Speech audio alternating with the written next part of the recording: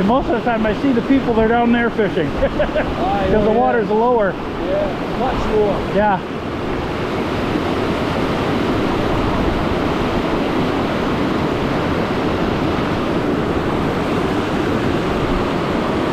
Didn't like that.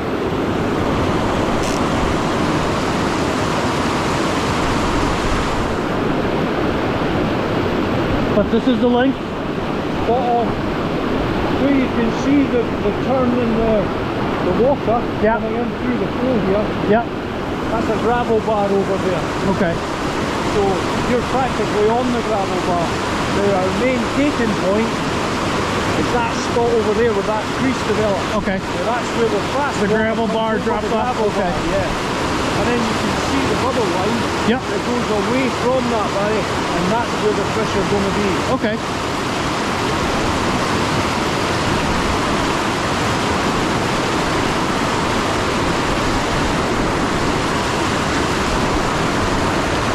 Nope, didn't like that one.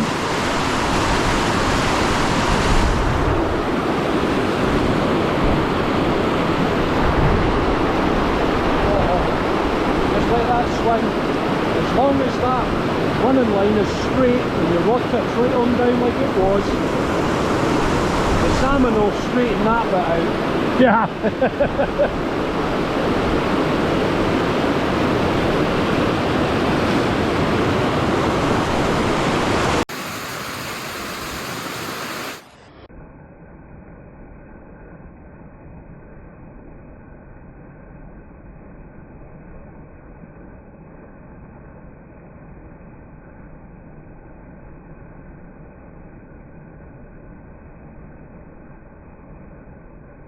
When it reaches that point there, the weight of water coming over the weir stops it from swinging any further in. So once it hits that line, strip that in, take the tape down and just find straight out square again.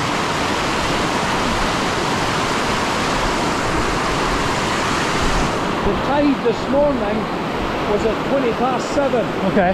So those fish will be pushing up past us all day long.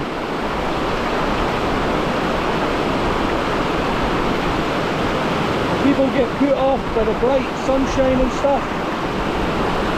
No, I get much water for this. I fish regardless of the weather. Yeah, definitely.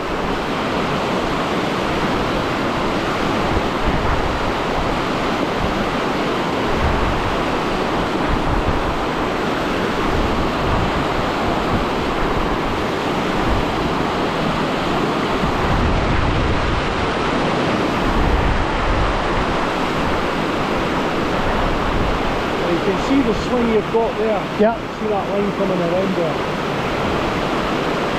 See, one thing with steelhead fishing is, and this is why it feels off to me, you almost like to feel your tip every once in a while tick bottom. Right. Yeah. They don't come up. They hug the bottom and they want it to come right past them. Yeah. That's why they came up with the Scandi lines, because they can throw that heavy tip and then a heavy fly on top of it.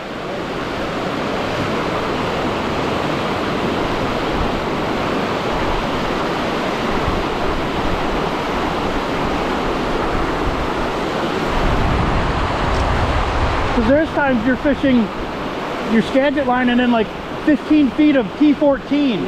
I mean, and it's just whew, down it goes, and then an intruder with lead eyes on it on top of it. You might as well just be throwing a spoon out there, because it's that heavy.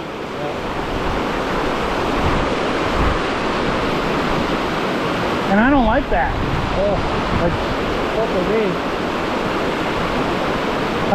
That's why I prefer it in the fall.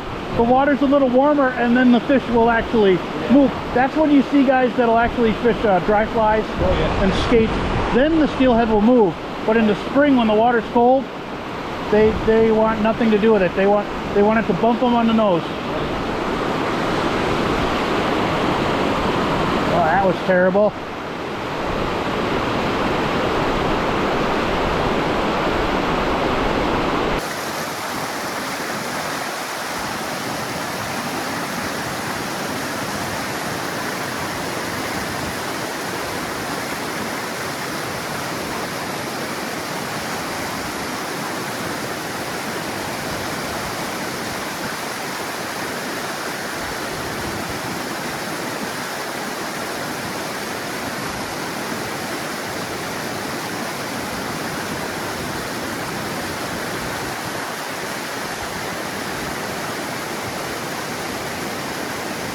reminds them of something Yeah. that they like to grab on, you know.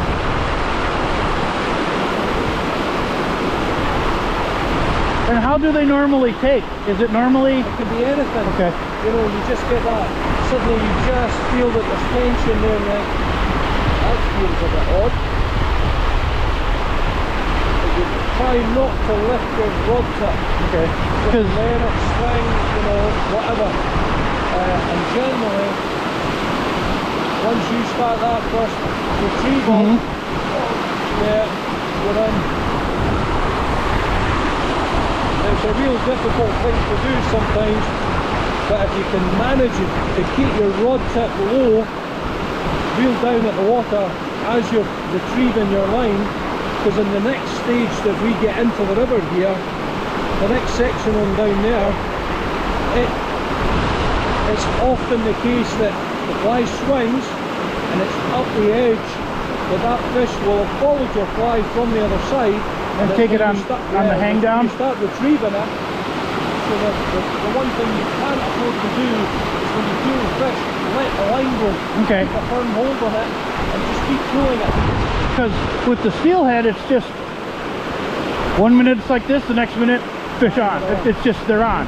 There's no, you know, there's no dropping a loop. There's no any. It's just there they are. Yeah.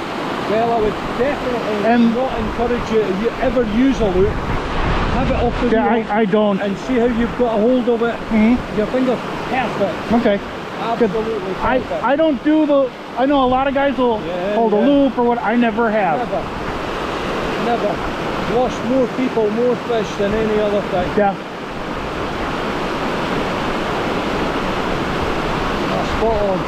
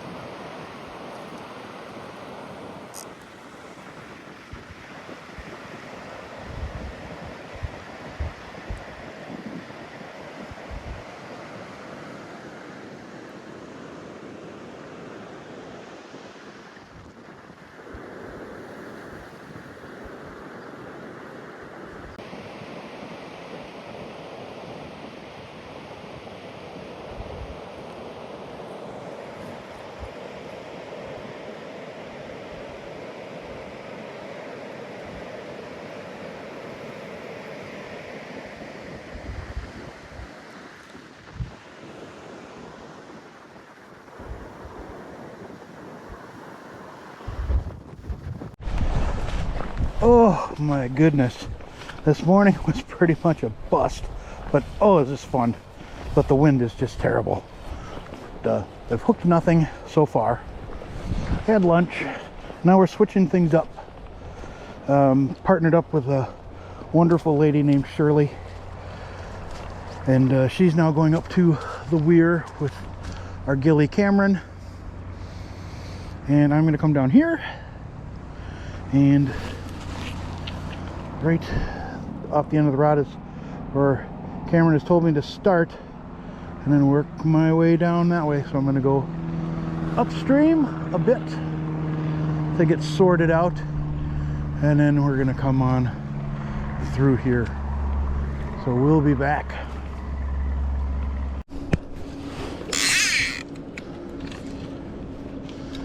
Definitely a little less wind here.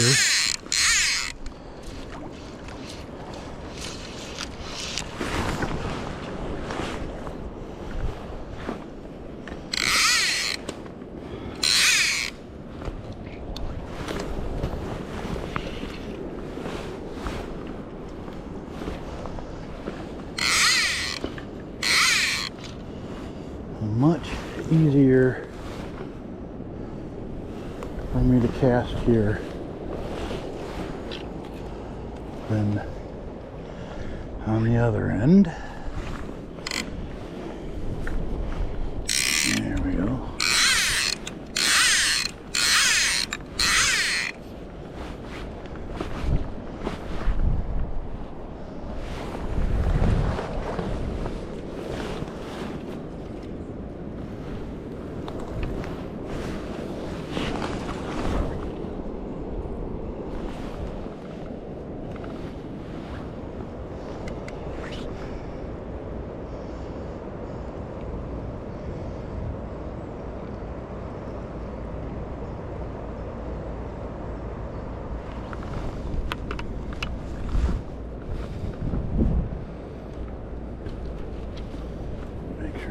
sections are all together nice.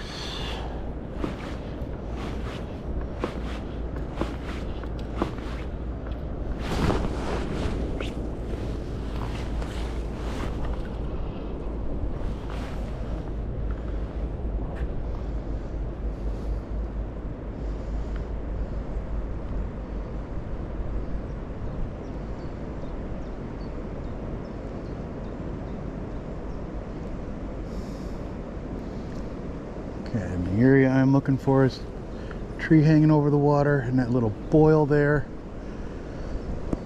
Work my way right down into there, and I want to get my fly across the water as far over to the other bank as I can here to get this to swing through there. But we go. This wind is not helping much.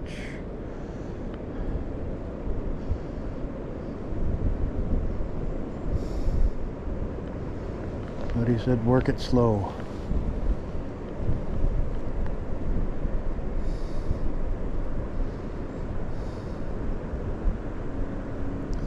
And fish down to that grassy point. And then come back up here and put on my big honkin' sunray shadow and fish that.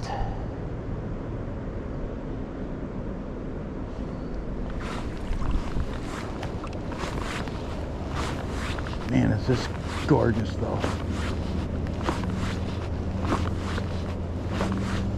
The fact that I am here is awesome enough.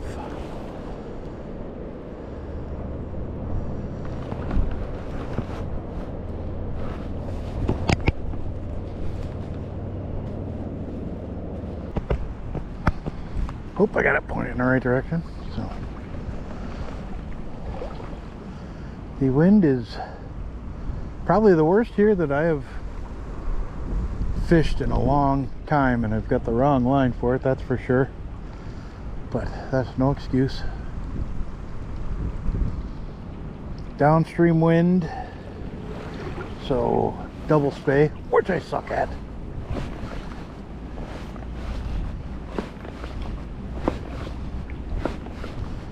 Instead I'm using a Scandi line, which is not as good in the wind as, well, that one okay, but not as good in the wind as a Skagit line is. So for tomorrow I'm definitely gonna switch lines over and put the 550 Skagit and fish that. Because I guess this wind is pretty much a constant here at Dochfour. Just something you got to get used to. But I mean, it swings perfect. There's no mending, there's no anything. You just throw it out there and let her go. Wading here is very simple. And up by the weir where I was, it was a little more difficult, but that's because the water is very high.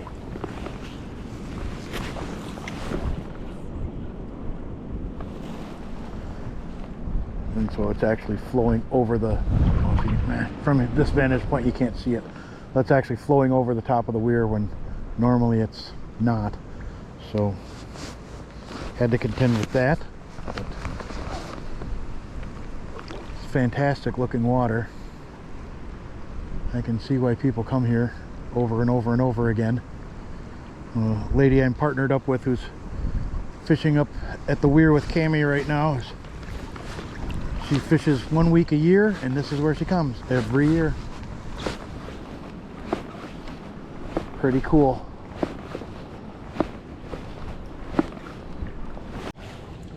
Alright, I think I'm ending the day here. gonna be close to 5. I don't know when I even fish until. I don't know when closing time is out here, so oh god. I'm sure it's whenever they tell me it is.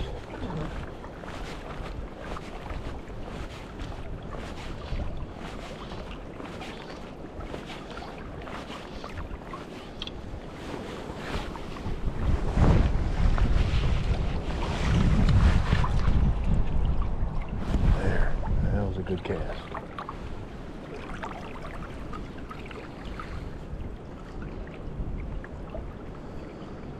But yeah, I will fish down to the tall grass and I think I'm done. Not sure. We'll see. But man, has this been an awesome day. Even though I didn't catch anything, but this is something else. It's quite an experience that I am very glad I got to do.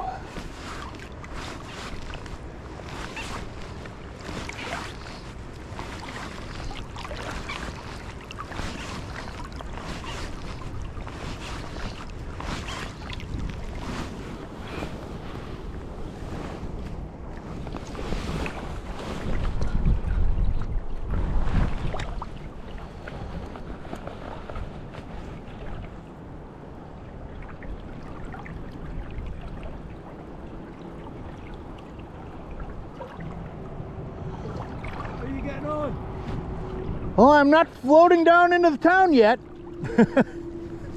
So I guess I'm doing okay. Have you seen anything or touched anything? I haven't touched anything, but I did see a couple of them roll.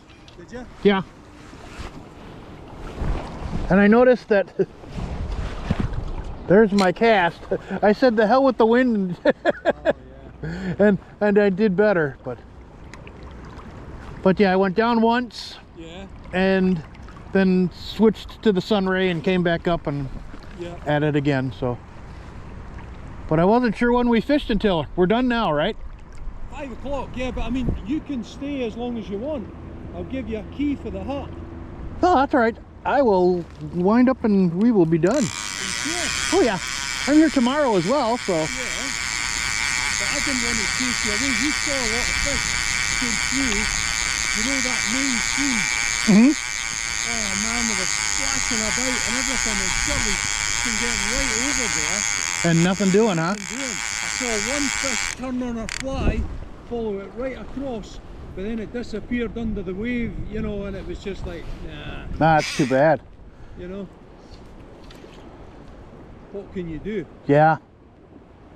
But no, if you had wanted to stay, you're more than welcome to take a key and just leave when you're ready to leave. I think I am good. You sure? It's a great effort, you know. What happens is, at this kind of height, what you find is, that section that's the lower part of this upper beat, the fish just cut right on through. And as I say, the pressure that's on here, from this bit back the way to the spout where we were, that's where they'll slow down just that little bit, just to give you a better look at them, you know, and they'll take a better look at the fly as well. But you enjoy that? Oh yeah, and my first pass through, there was more mayflies coming off, and there were actually a few trout rising. Oh, is that right? Now see, when the trout start hitting the mayflies, you know the river's starting to settle down. You know, so something that they're doing up there has equalised. So it'll be interesting to see what the gauge is saying. So and see what it's at tomorrow. Well, although that's a whole other day away. So yeah. So, but the fish that rolled were actually on the far side, close to the trees. That's it, and that's what makes it difficult. You've really got to be able to push a line right across there. You know? But the trout were actually on this side. Yeah, where trout should be. Always so, going to be, yeah. Always going to be.